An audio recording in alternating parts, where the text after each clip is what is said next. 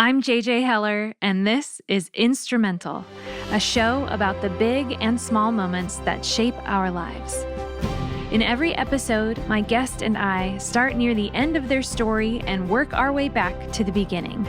I hope our conversation reminds you that every second matters, because none of us knows which moment will be the one that changes everything.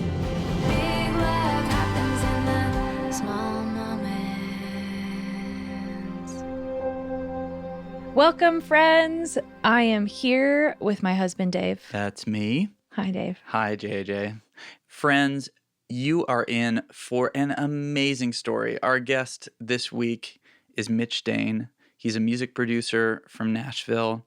He helped JJ and me make the first several records that we were legitimately proud of. He has an incredible studio in Nashville, and we had an amazing experience with him collaborating for several years. JJ, do you remember the first time that you met Mitch? I do. I was really nervous because I had it in my mind that music producers were mean and intimidating. Why is that? Because we were living in Phoenix at the time, and when we decided to make a legitimate sounding record, I did some research to try to figure out who are the legit producers in Phoenix. And so this guy's name came up, and I called him and I said, I'm JJ, and I want to make an acoustic project that's kind of singer-songwriter and not super produced. And it's probably not going to be on the radio, but it just feels like the kind of music that I need to be making. And he said something like, well, why do you need a producer if it's going to be acoustic? I don't make songs unless they're going to be on the radio. He sounds mean. Yeah.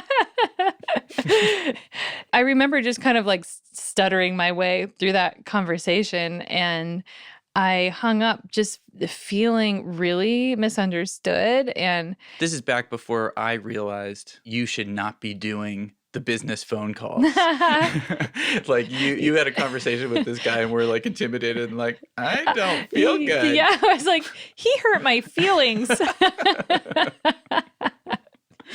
So fast forward a few months later, Dave and I were in Nashville for an event, and a friend of ours set up a meeting for us with Mitch Dane, and I was really nervous. Well, and Mitch, by this time, had already earned a Grammy for his work.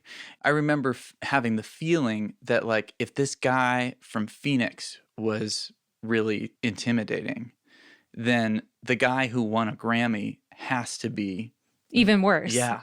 He just turned out to be like one of the nicest humans I've ever met in my life. Just a gentle spirit, an amazing listener. And Mitch had a huge impact on the entire course of my career. Yeah. He made some really important songs for you. Your Hands, What Love Really Means. He had a part in producing those songs, and those are the ones that ended up on the radio for you. Yeah, and his story, you guys, is insane. Yeah, both of us said wow like a whole bunch of times during his story. Side note, Mitch speaks very quietly, and you will find out why very soon. So let's jump into Mitch's story. Act 3, in unexpected illness. I know few people who have encountered physical suffering to the extent that Mitch has, but according to him, those deep valleys have taught him the most. Mitch picks up his story in 2017 as he began to notice some troubling physical symptoms. Roughly 3 years ago, I started getting these fevers. They'll just creep up in the middle of the day. And I had my assistant go out and buy some Dayquil. And as a couple of, probably a month went by, and several bottles of Dayquil, I realized the fevers were getting stronger. And then one night, my fever spiked to 104. And my wife was out of town. And my sister, who lives in town, came and took me to the emergency room. And they did every test they could think of. and they couldn't figure out what it was. Wow. And I stayed there, I guess, maybe 48 hours in the hospital. And they said, I think it might be mono, but it's hard to tell. So we should just go home and rest and drink lots of fluids.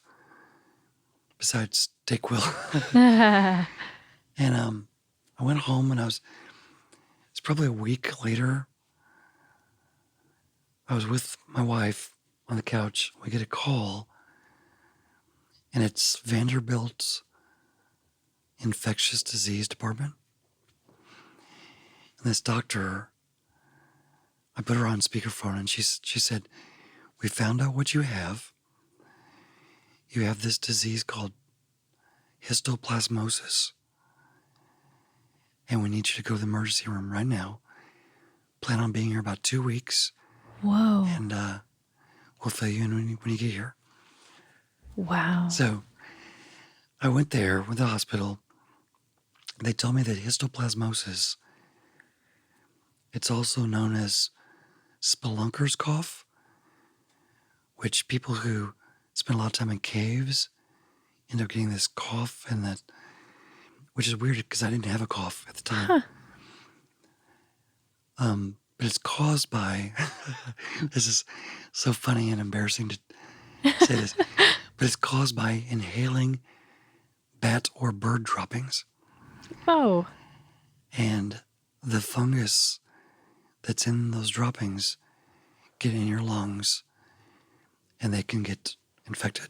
And what happened with me is they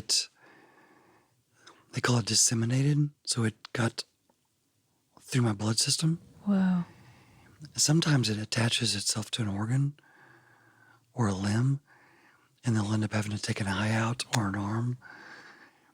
But for me, it was through my whole blood system. So they had to put me on this medicine called itraconazole. Now, Vanderbilt's a teaching hospital, so you have lots of doctors, lots of students, everyone coming to see you. And everyone who mentioned this kept saying, oh, that's brutal. Oh, no. And the side effects of itraconazole are just, well, some of the things are just gross. I'm not going to mention it. Okay. Like high fever, chills, bleeding from the eyes, possibly. You're going to feel, it's going to be worse than radiation treatment. Wow. You're going to be nauseous. You're going to have diarrhea. Those are the ones I can't tell you. Wow. Wow. So what they would do, because it was such a violent antibiotic, is they would give it to me at night with Demerol and Benadryl and just knock me out. So the medicine would take effect during the night while I was sleeping, during the worst part of it. Then I'd wake up and And feel like you got hit by a truck? yeah, but I wouldn't, I'd be sleeping through the worst of it. So your body is having all of those reactions, but you're asleep. Yeah.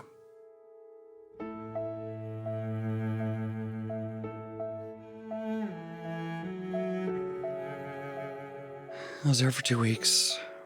They sent me on home with a 1.5 year supply worth of this stuff to take orally, which wasn't as bad, but it tasted like Bad stuff.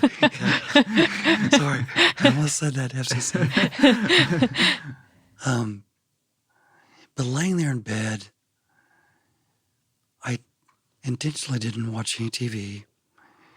I didn't listen to any music. Why? It's weird. I think I just wanted to experience it fully. Did you feel like you deserved it or something? Or No, it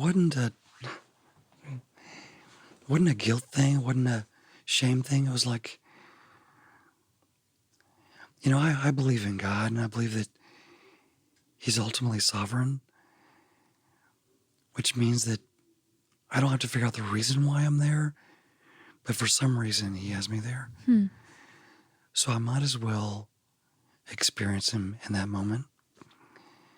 So I didn't want to distract myself from if he was going to say anything at all. Yeah. Did he say anything? Well, not physically or verbally, but one of my dear friends, Matt from Jars Clay, came to visit me one day when I was really sick. And I'm not Catholic, and he's not Catholic, but he brought me some rosary beads. And he said, I don't know why I bought these for you, but I thought it might help. And after he left, when it was really painful or I really felt sick, I don't mean to get too spiritual on you, but I would hold those beads down because I was too weak to sit up, but I would hold them and I would go from one bead to the next, and I would say things that I knew about God, like God is good, He's faithful, He's just, He has grace for me, He has mercy for me, and just go along the whole thing. And when I got to the end, to the cross, I'd just be like, thank you. And sometimes I'd start again.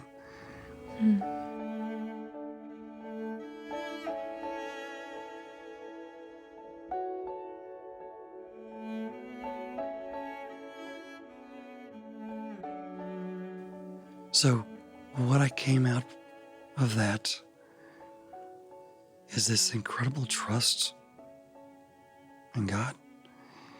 I think I used to think that early on when I was a young believer, I used to think that, Jesus was my co-pilot, And as I matured, I let him take control of the wheel, and I was sitting in the passenger seat. But even then, I would often reach over and grab the wheel and say, you're not doing this right. And then again, as I matured, I would sit in the back seat.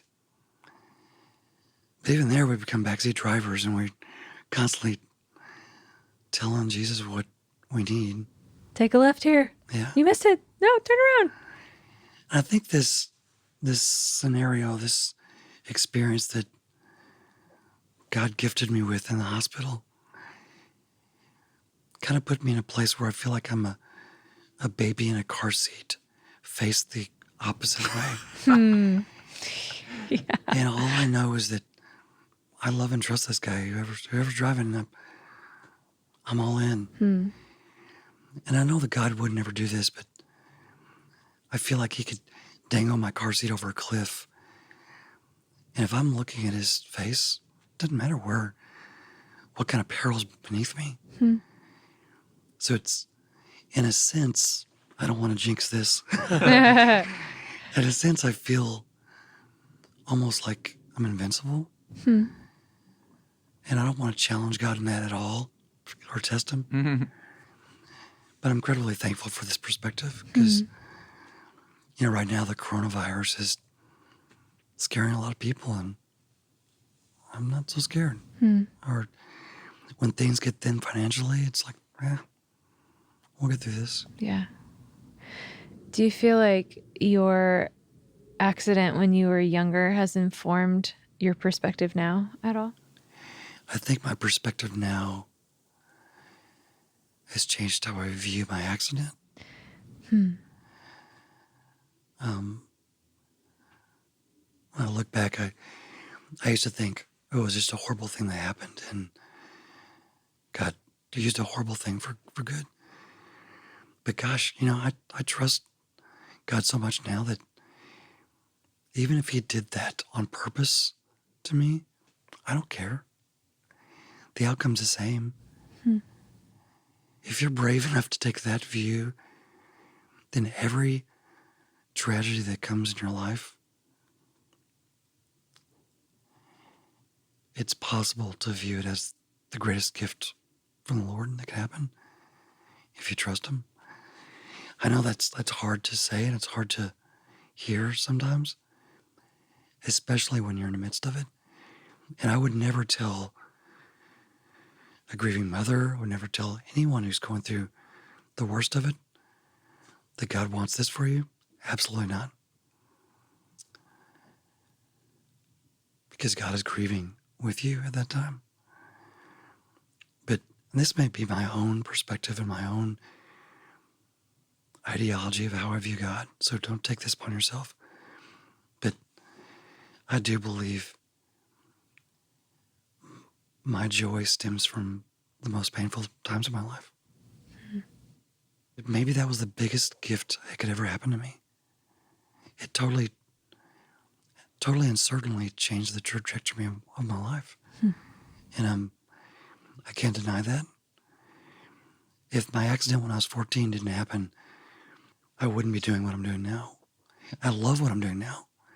I might be a farmer or a mechanic, which is totally noble and honorable. But I don't know if I was made for that. Some people are made for that, but I'd be stuck in something I wasn't made for. We'll hear a lot more about Mitch's accident later in this episode, but just know that he had a full recovery. Yeah, and then he started to travel the country and tell his story of recovery while singing songs that he wrote. And that brings us to Act 2, A Change of Plans. In 1988, a 21-year-old Mitch Dane embarked on a cross-country trip that would turn out to be more significant than he ever imagined. His story involves washing dishes with convicts, open heart surgery, and a Grammy Award. Mitch picks up the story in 1988 when he was 21, had just quit his job, and was about to move across the country. I got a job offer in Florida, Hollywood, Florida. This very large church asked me to come and do video scoring because they would do this church video every week, and they needed background music to it. So I was like, that's right up my alley. So I accepted the job, quit my job in Missouri. My friends had a going away party for me and got out of my lease, and I headed to Florida. But I stopped in Nashville. There's this White Castle on Broadway and 40, right downtown. And there was a payphone there. Used to be a payphone there. Stopped and got some food. Oh, glorious White Castle. And I called this guy to see what was the best part of Hollywood, Florida to land in, to get an apartment. And this guy that hired me was like, yeah, the job fell through.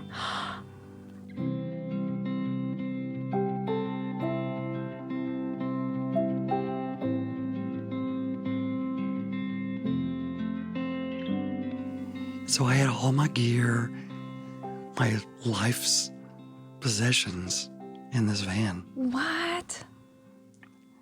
And I just sat there in the van for maybe an hour just thinking, what do I do? I was totally detached from Missouri. I couldn't go back because it'd be too Humiliating. yeah. So I remembered I had a friend, vaguely had a friend that lived in Nashville. I looked him up in the phone book because I didn't have his number. Didn't have a phone.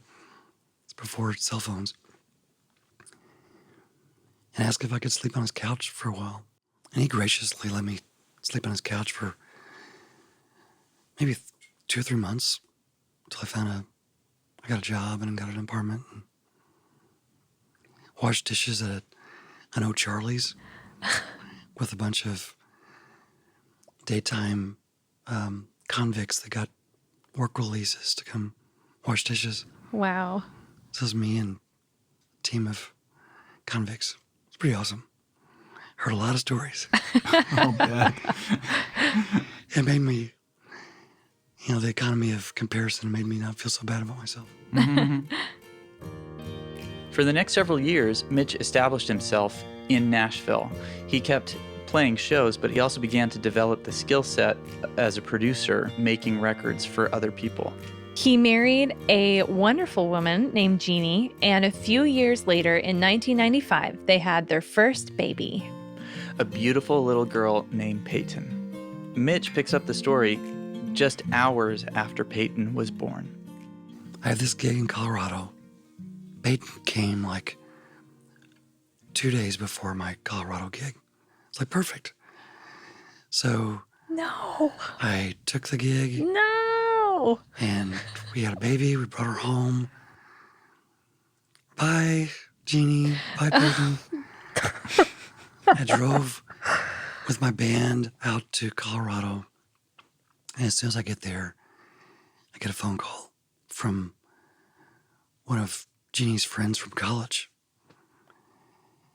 And they said, you need to come home right now. And I'm like, I don't understand what's going on. And I said, let me talk to Jeannie. And her friend said, she can't talk right now. She's too upset.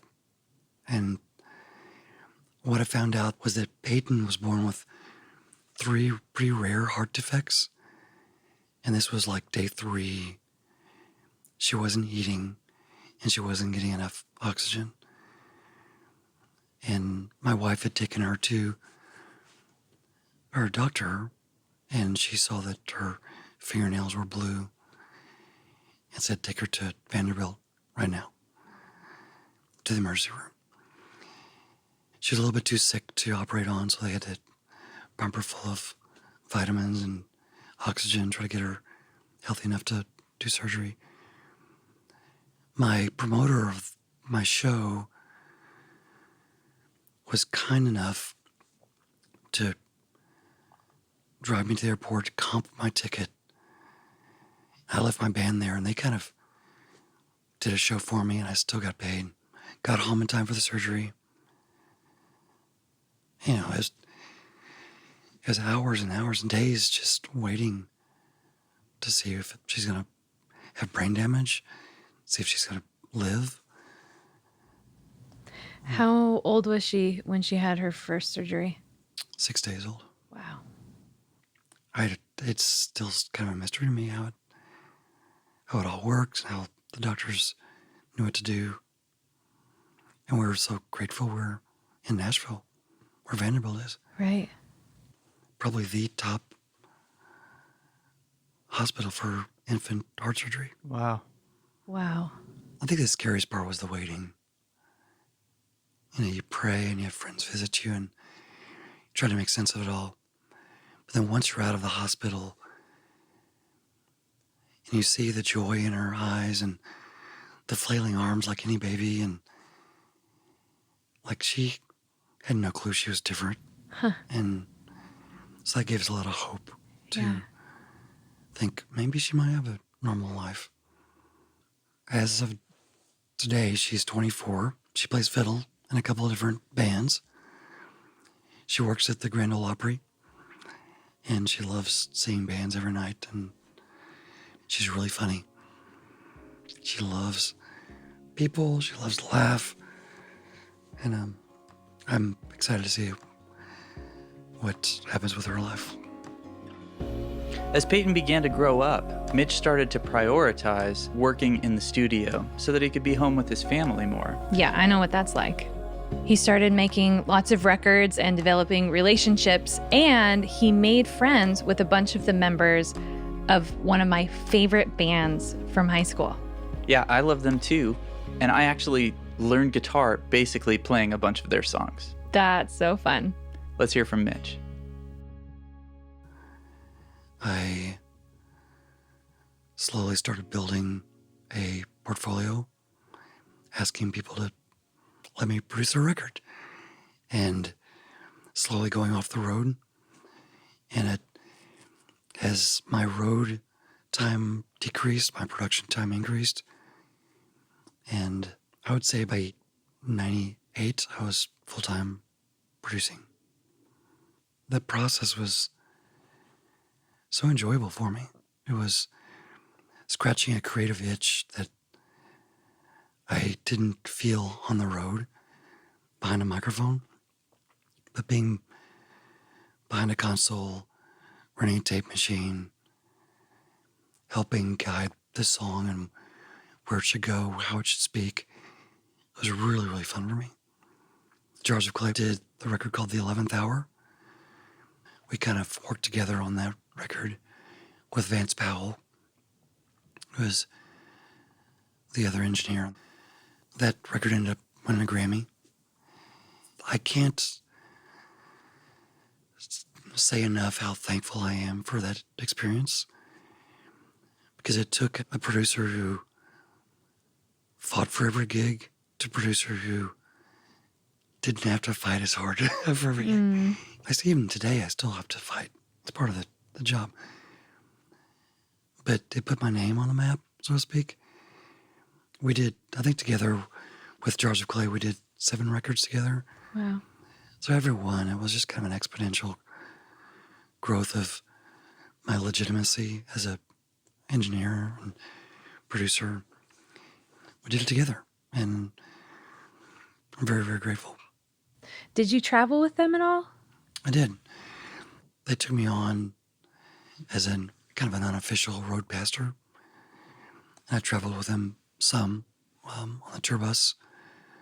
A few flights. I got to experience that part of rock and roll, and it was fun. I mean, I had no responsibility except to be myself and hang and get into deep conversations, and it's kind of what I'm about anyway. As their career took a different direction, they started staying home more. In retrospect, I haven't thought about it till now. I was forced to work a little harder. You have to say, this is what I've done. This is why I think I can help you on your record. And there were times, getting a Grammy in the mail, you think, oh, it's going to be easy from now on. But no, it's just a piece of metal. It doesn't make you any better than you were before. I think when I was a kid, being a record producer was kind of the equivalent of being an astronaut. It's so far-fetched. But I remember thinking, seeing the Grammys, that when you get a Grammy, you win the Super Bowl, and it's over. It's done. You've reached the pinnacle of your career, and You've arrived. Weirdly enough, on this street, there's probably 100 Grammys. Wow. I just have one. So it's still humbling. It just becomes another thing. It doesn't define me.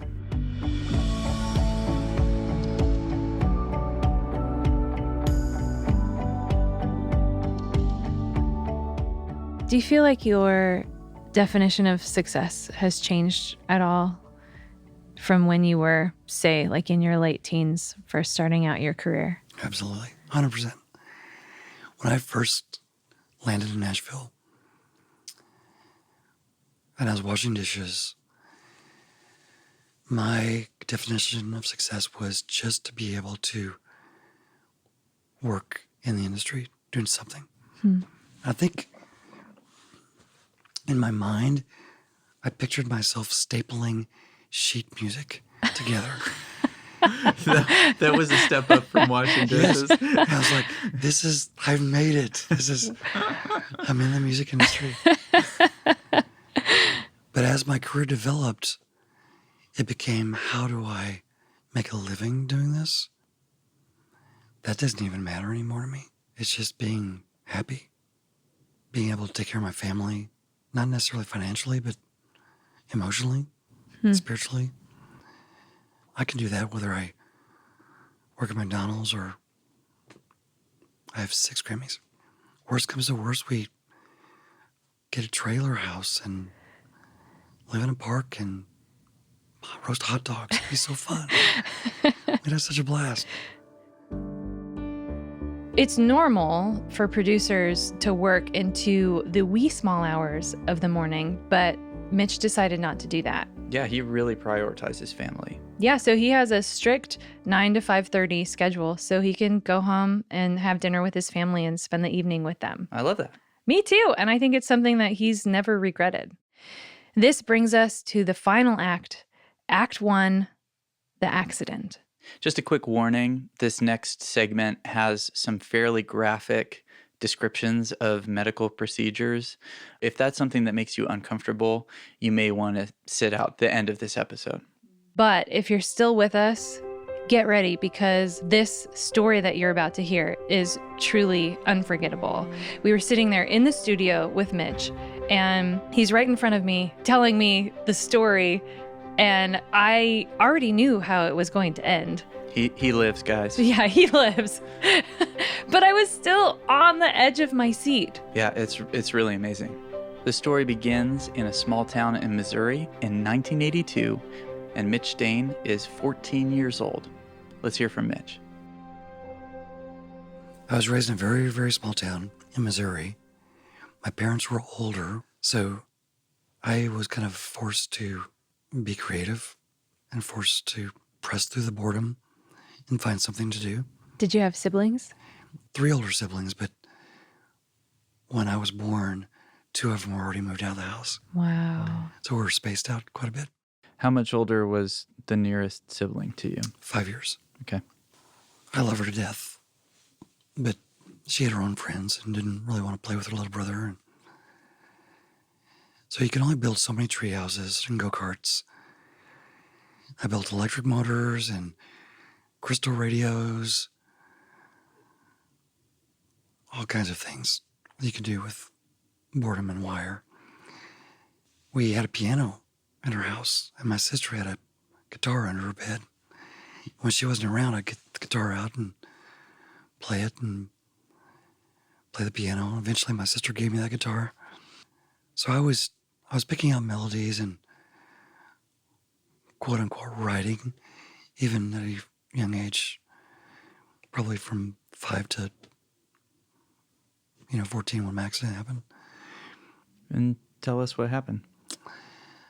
I was riding a dirt bike through a park. Were you by yourself or were you with friends?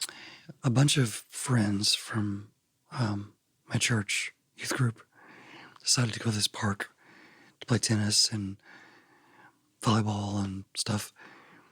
And I thought it'd be cool because, 14-year-olds are looking for your identity. I thought it'd be cool to ride my motorcycle there. A couple people took turns riding it, and I was riding it around.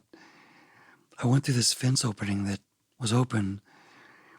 When I came back through, I didn't realize I missed it by one post, and I hit this wire, and it struck my chest.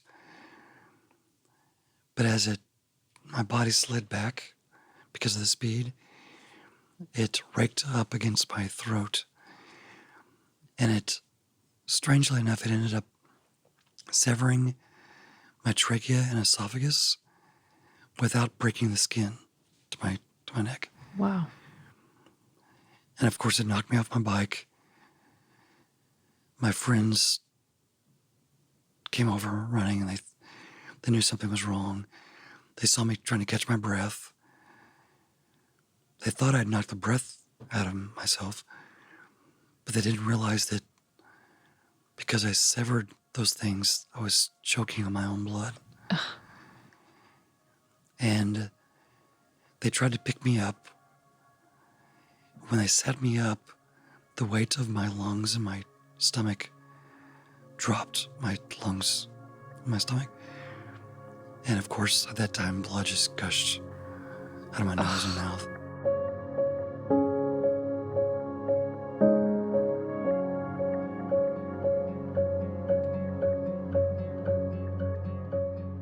Do you remember this? Or is this from what they tell you?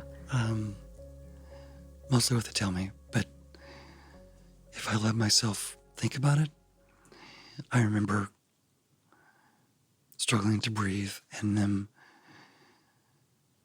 Have you ever got the breath knocked out of your? Have you like falling, or it's like there's this moment where you're going to be okay, but you just got to catch your breath. Yeah. And all you want is just people to leave you alone. And I remember having that feeling, but it knocked getting any better. Hmm. So I try not to think about it, but occasionally I have flashbacks and remember it. It's not fun. It's a trauma. Yeah. So one of my friends ran to a payphone. All those are payphones. Wow. Peppered in my past. They called my dad, who lived about a quarter mile away, in an ambulance. And my dad got there about 5 minutes after they called. And when he got there, he couldn't find a pulse. He started doing CPR. And with his severed trachea, any air It's not going to go to your not lungs. going to go in my lungs. And the ambulance crew got there. They couldn't find a pulse either. They tried to intubate me, which means taking a tube and putting it down your throat to put into your lungs. But it wouldn't go into my lungs because my trachea was severed. So they kept trying that. And I don't understand how this all works because yes, I believe in God, but I also believe in science. God gave us science. Yes. But I was without oxygen for so long. They kept finding a sporadic pulse like every once in a while. So this is minutes, right? Well, it's already been at least 5 minutes, Yeah. right? And by the time the ambulance got there, it had been probably another 5 minutes. A pulse would come sporadically every minute. So Wow. every period of time. I'm not sure. I was asleep at the time. Right. Or I was dead at the time, who knows. They put me in the ambulance and took me to the hospital. And I heard that I was fighting for air the whole way. And I was purple, and my dad was following the ambulance. And my dad told me later that he kept thinking, just don't slow down. If they slow down, that means that they've given up. So as long as they're going fast along these curvy Missouri roads, then we're good. Wow. So I don't really know how long I was with, like clinically dead. But it doesn't matter. It was a long time. When I got to the hospital, my doctor, I now call him my doctor, but it was a doctor, was there waiting for me because he got the call. When they rolled me into the emergency room, in the waiting room, he said I was purple, I was swollen, I was fighting, I was punching everybody. And my doctor told me that it's the most dramatic scene in his whole career. Wow. Because people kept trying to intubate me. And he said, in his training, you should never intubate if there's a chance of a severed trachea because it could block your airway. So he just yelled, stop. And everyone in the waiting room was like, just staring. And these ENTs were hands off. And he grabbed a scalpel without gloves and just made a quick slit on my throat. And he said, my back arched up and I took a deep gasp of air and I settled down. And in that incision he made, he reached his finger down, grabbed my trachea, pulled it up, stitched it, and rushed me to surgery. Oh my goodness. My doctor has written me a letter of his account of this, and it's harrowing to read. Where do you keep it? It's in a scrapbook. That was 7 hours of surgery. My town, small town, word traveled quickly. I think there was like 150 people in the waiting room. praying. The principal of my school came and bought everyone sandwiches to feed them. And my sweet sister, not the one 5 years, but the older one, she kept wondering if we should pray that I would die, because she knew that I wouldn't want to be a vegetable for the rest of my life or be incapacitated. So she was torn with that kind of fear and prayer. So I'm making this is way too long. Sorry. I'm still on the edge of my seat, and I know how it turns out because you're sitting right here. So I remember the doctor, when I woke up, I wouldn't know where I was. And they would take a notebook and place it under my hand with a pencil. And my arm was fractured, so I had it pinned down, but I could move my wrist. So I'd try to write and move my wrist as I'm writing. But they thought that I couldn't move my wrist, so they would move the paper. Oh, how frustrating. So everything looked like just chicken scratches. And And they're like, oh no, he's a vegetable. yeah, he's got brain damage.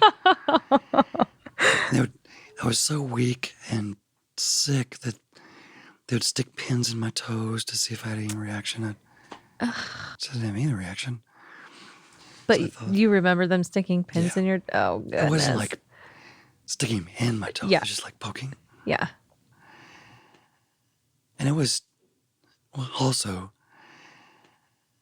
my doctor with my parents would squeeze my ankles because all the air my dad forced into my body went all the way into my legs and ankles. Oh, my word. And it's called subcutaneous emphysema. And I was like a balloon. You're like, thanks, Dad. It's like what the grape thing in Willy Wonka. But they would crunch like potato chips under my skin. Oh, that's so gross. And of course, that didn't feel good. Oh.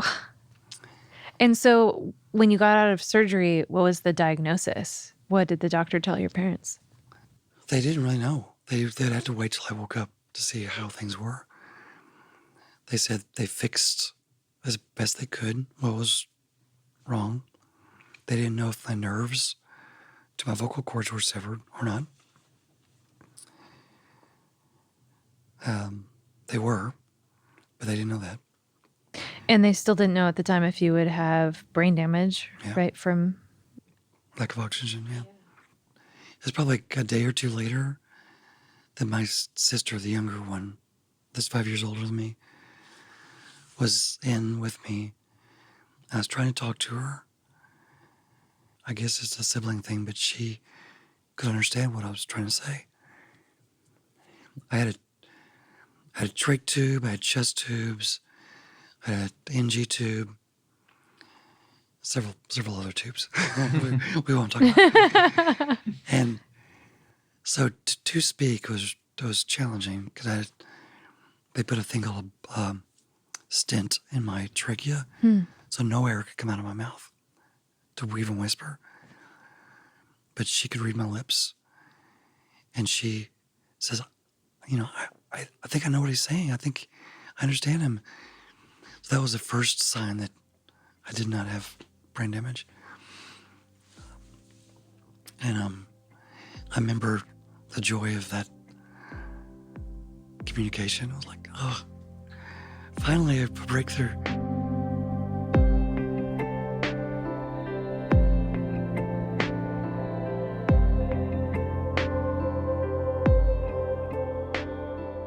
Laying there, having everybody wonder if you have brain damage, not being able to communicate, it makes you wonder if you have brain damage. It makes you wonder if you're in a coma.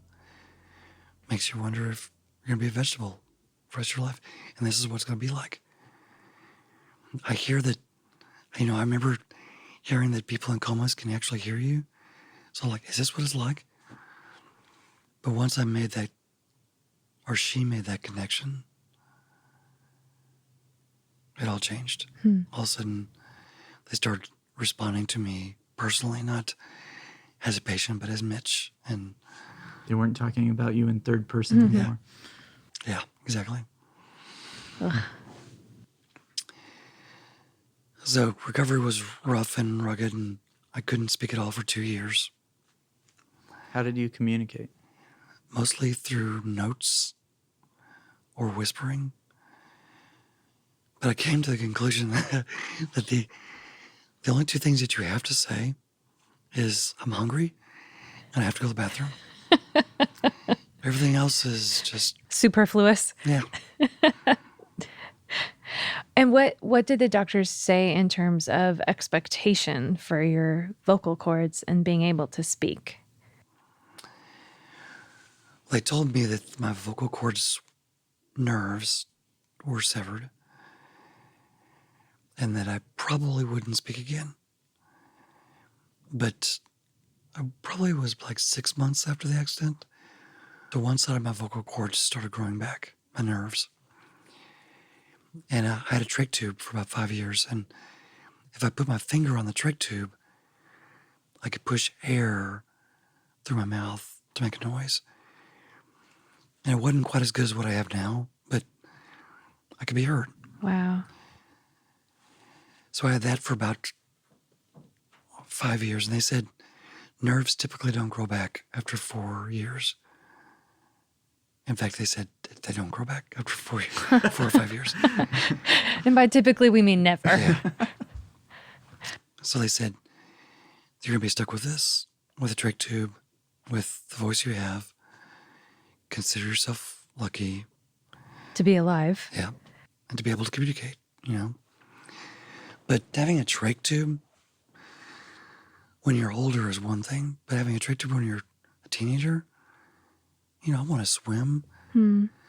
I want to be able to take a shower without having to hold my breath or put a plug in and hold my breath. I wanted to experience life. I had to clean it all the time. I'd have nightmares of losing my trach brush and not being able to clean it. And it was just way too much for a high school kid to have to go through. And around the age of, I guess 18 or 19, I told my doctor I want this tube out. And the only way to get this tube out would be to do an operation where they would laser out your retinoid and vocal cord and allow enough airway to breathe. They said at that point, if you do that, you would never speak again. In fact, they sent me to a specialist at the Cleveland Clinic. And the doctor up there said, do not do that because you'll never speak again. And you'll aspirate. Aspiration is when you accidentally get water in your lungs from drinking water. You'll aspirate all the time. You'll be miserable. And I don't know why. Maybe it was ignorance. Maybe it was wisdom. Who knows what it was, but I was determined to have the surgery. Well, and how old were you at the time, and what did your parents have to say about this? That's great. I was probably 19. Okay, so they Yeah. can't really speak into it. But they were like, you know your body best. Hmm. And they knew how miserable it was living with trach, and they'd gone through it all with me. So I remember doing this surgery, and You had so many surgeries. What number surgery was this? this was probably 27 maybe out of 33. I say 27, could have been 25, could have been Somewhere in the 20s, mid-20s. Oh, my word. After the surgery, my voice was gone again. And they didn't take the trach tube out right away, but within a week or two, they took the trach tube out because I could breathe. And but then it seemed like a short time, like 6 months, 4 to 6 months. I started getting vibrations. And somehow the cord that I do have, the muscle is developed enough to where it swings over and makes a closure against either scar tissue or something. I never aspirate. That is incredible. Yeah, it's the best of scenario I can think of. That's only part of it, though, because my esophagus was also severed. So, because they sewed it up so quickly, because it was in a traumatic surgery, Yeah. that these stitches grew a lot of scar tissue because they were kind of done in a hurry. I spent a lot of time not being able to swallow. I had a tube in my nose for a long time, What's a long time? a year maybe. Hmm. And I had to go in during a period of time for about a year.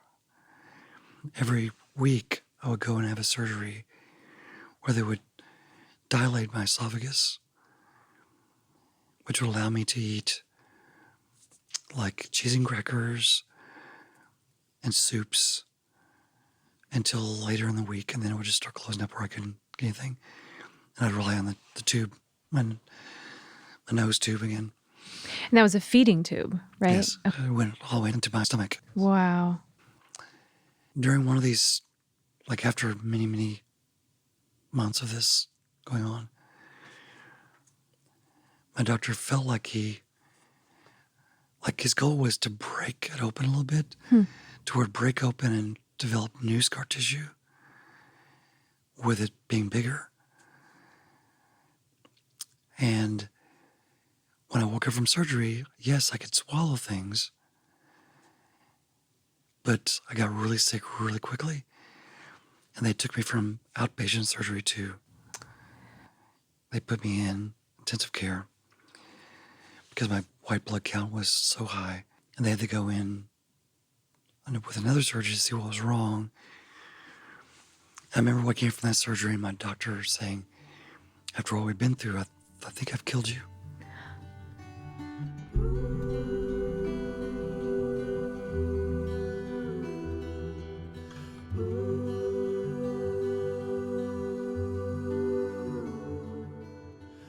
And what he had done is the dilator accidentally punctured through my esophagus into my trachea. So the time between the first surgery and the second surgery, I'd filled my lungs full of cheesy crackers. Because they were so tasty. And, but I had this pneumonia so bad in both lungs, and this perforation was so hard. And my doctor told me that he called the chief surgeon, said, "Can you give me any direction on this?" He said, "Nope, there's not really any chance of him living." So he told my mom and dad, "I've made arrangements for another doctor to repair this. I've also contacted my lawyer, and I understand the ramifications of what I've done." And my dad was like, "Well, what are you talking about? You're going to fix this, and it's going to be awesome." He goes, "We're not going to sue you. Why would we sue you? You've taken us so far." It's like, do your job. How many years in is this moment? 4 years. 4 years. 4 years and of like surgeries. 20 plus surgeries in. Yeah. From the same doctor would do Yeah. all these surgeries? Yeah. Oh my He's goodness. become a family friend, and he had me over at his swimming pool, and couldn't swim, but I drowned.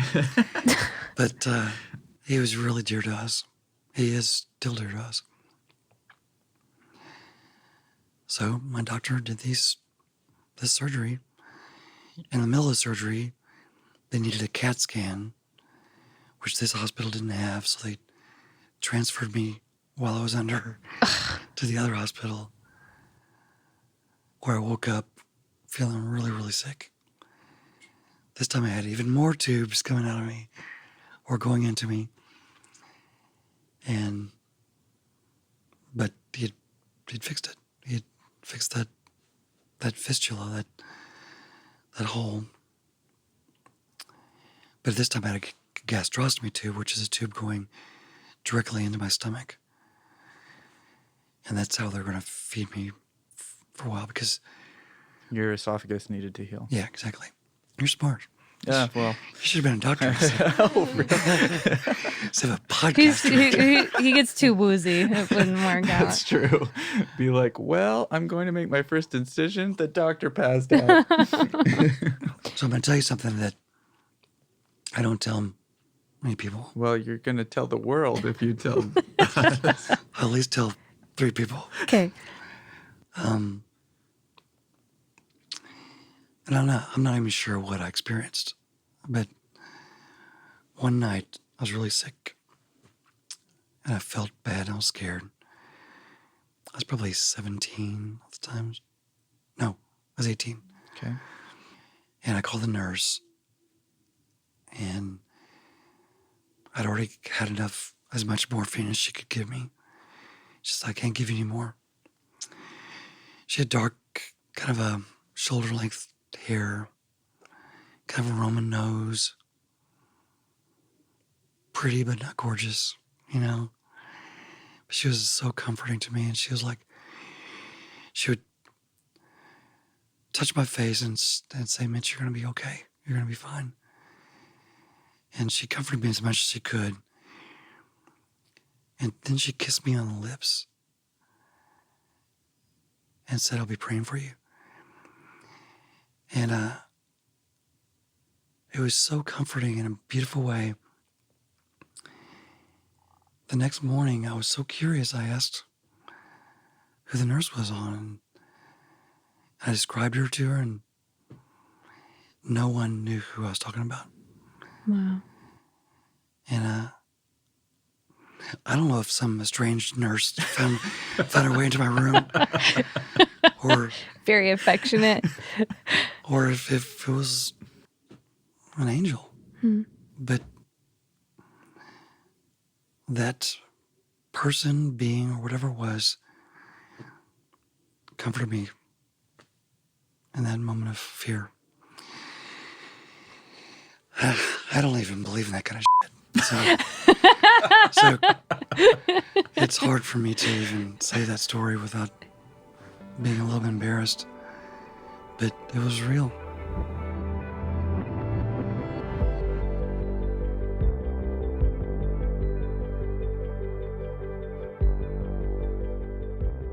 So, to end that part of the saga, my doctor did some research and found this doctor in St. Louis, I think it was.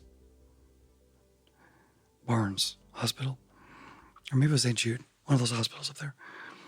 I've been to both. They're both awesome hospitals. But this guy's specialty was esophageal reconstruction. So I went up there. They literally cut out the part of the scar tissue where the first incision was, reattached my esophagus with special stitches that resisted scar tissue. And within 2 weeks, I was eating full meals. Wow. And if to this day, I have to be careful how I eat. I have to chew a lot and not eat fast because I get in trouble. But man, I literally feel like I have my cake and I'm eating it too. Like, I'm so thankful. What was the first thing that you ate with it? I know exactly what it was. Reconstructed esophagus. I remember my nurse coming in saying, you got the okay to eat whatever you want. What do you want? And it was morning. So I said, I want scrambled eggs, bacon, sausage, biscuits, and gravy. That's Wow. amazing. I think I might have ate it all. And Royal treatment. how did it taste? It was unbelievable. Because before, I could only taste things in little quantities or when I burped. So it was like this arrested sensation that I haven't had for Years. just the savory. It was so good. And I remember my mom and dad came to visit me after I'd had that breakfast. And I was just so excited to tell them I had all this stuff and it tasted so good and I didn't have any trouble swallowing it. Yeah, I love food. That is quite the saga.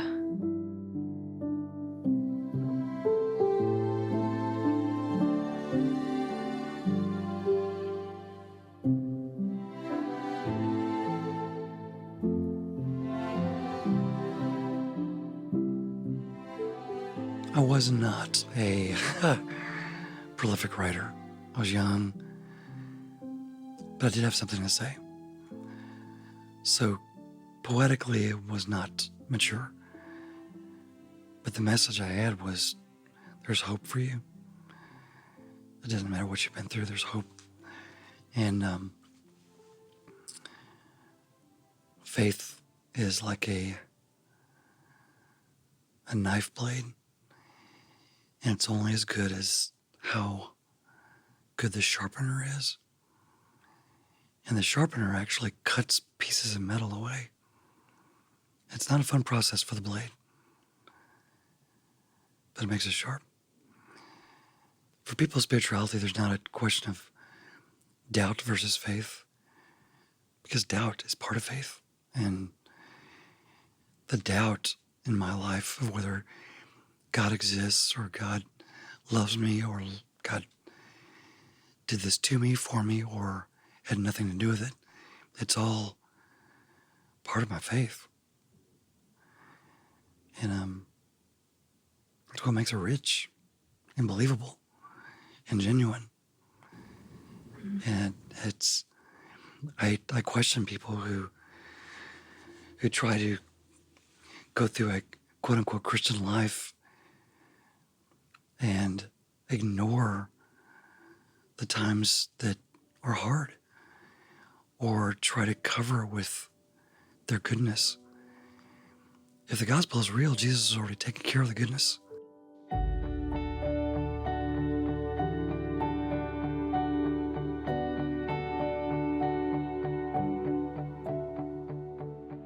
Not speaking for 2 years gives you a special opportunity to listen.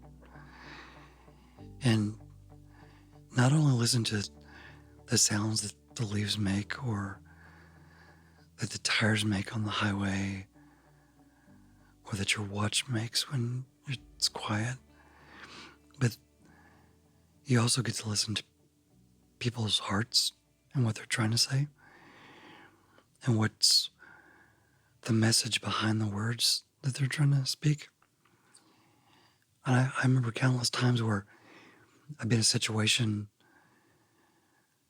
where my friends who still love me would take me out on a Saturday night, even though they knew I couldn't talk. I'd just be the quiet guy alone,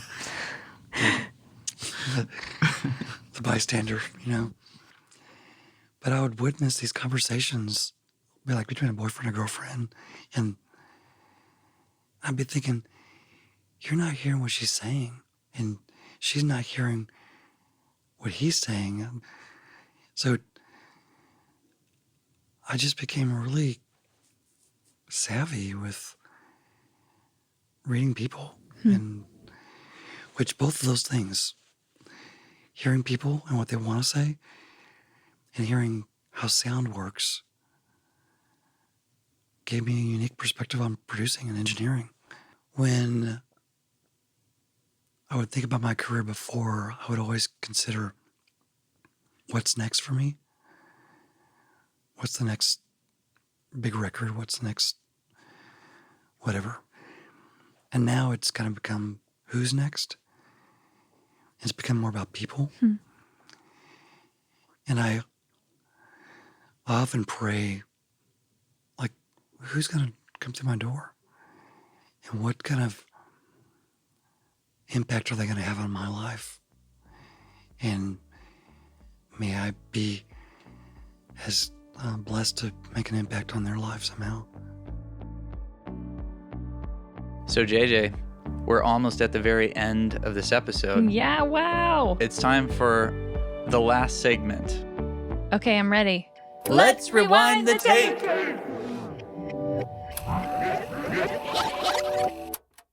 Over the course of his life, Mitch developed a fearless approach to living by both overcoming a nearly fatal illness And by carving out a space for himself in the competitive industry of music production. a career which probably wouldn't exist if he hadn't transitioned away from touring. In order to spend more time with his daughter Peyton, who was born with rare heart defects. And she might not have survived if Mitch didn't live near one of the premier hospitals for infant heart surgery in Nashville. But he wouldn't be living in Nashville if he hadn't lost a music composition job in Florida. Which he wouldn't have pursued if he hadn't developed a career in music, sharing his story of hope. And a miraculous recovery from a motorcycle accident in 1982 when he was just 14 years old. Wow. To find out more about Mitch, go to mitchdane.com. This episode of Instrumental was produced by me, JJ Heller. And me, Dave Heller, Our theme music is my song, Big Love, Small Moments. that I helped write. To find out more about me, listen to more of my songs, or watch my music videos, please visit jjheller.com. That's 2-letter J's, HELLER.com. We'll be back next week with another episode of Instrumental. So be sure to subscribe wherever you listen to podcasts.